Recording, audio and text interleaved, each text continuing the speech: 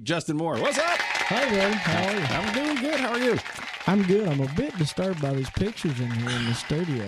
I know. But you know what I did is I compensated with a little beverage for it. You did. There's a lot of you in little clothing. I got to be honest with you. I don't know how I feel about this. You know, yeah. My mother-in-law says the same thing to me.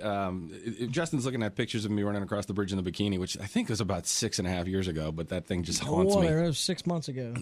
It just feels like 6 months ago.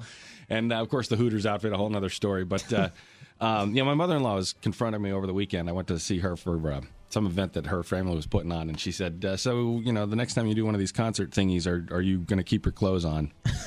I can't promise you that. Hell no.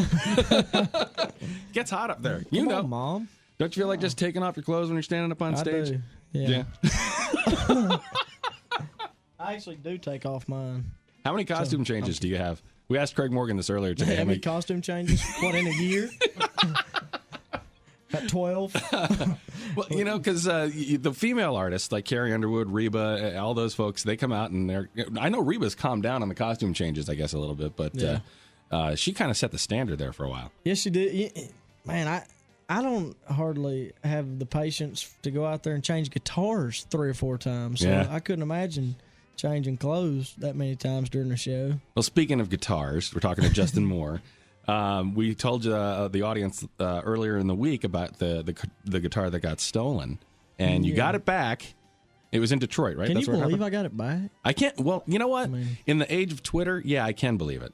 But if it wasn't for the Twitter and it wasn't for putting out the word in the Detroit area that, hey, man, come on, this isn't cool. Yeah, no, we were playing outside Detroit in Royal Oak, and it was a great theater, great crowd, man, really good show. Walked on the bus after the show, and my production and road managers came on there, and they was like, dude, your guitar is gone. And I play like 3 or 4 guitars during the show. Yeah.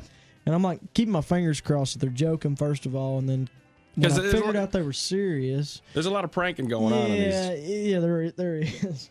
But when you realized they weren't kidding. Yeah, I was like, please let it be this or that guitar. And it was the guitar that is my baby. Mm-hmm. I thought, golly, you're kidding me.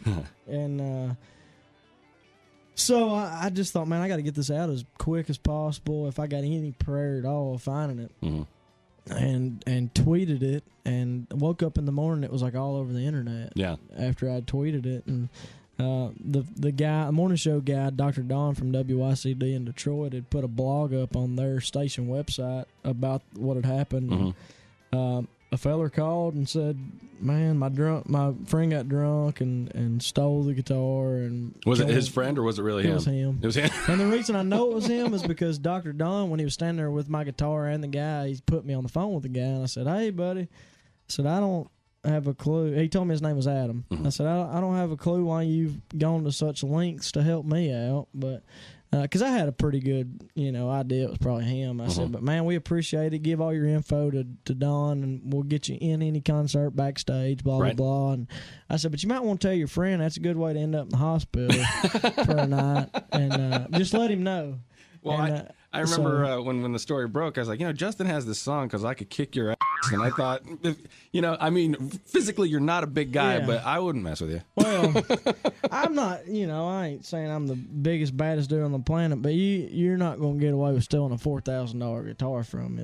That's for sure. I don't care if I got to use other means of to get my point across. Security. I got big friends. Put it that way. But we got it back, and everybody makes stupid mistakes, and just look at the pictures around the studio. Yeah, exactly. I've been called a stupid mistake, but no, it's all good, man. I'm glad the guy made it right, and no hard feelings. Now, this guitar, I was thinking maybe there was a sentimental value to it. There was. I mean, here's the deal. I started playing guitar about 10 years ago, and only 10 years ago. That's it. Yeah. Really? Yeah. I'm a terrible guitar player, though, man. It's if you sit there with a guitar player and they're listening to me, they would go, he's been playing guitar for 10 years? Wow. I would have thought 3 months. But no, it's ever since I started playing guitar, I wanted that particular guitar. And finally Gibson's been helping me for the last couple of years, and they gave me that guitar, and I've written every song the past year on that guitar. My next album will be full of songs that I wrote on that guitar. Really? And to be honest with you, it sounds better than any guitar I have. It's just a great guitar, and they would have gave me another one, but it couldn't have replaced that one. Right. And I tweeted the other day, I'd already told my daughter, which is 5 weeks old, so I don't know if she understood, but I already told her she was going to get that guitar when she turns, 15 or whatever. Awesome.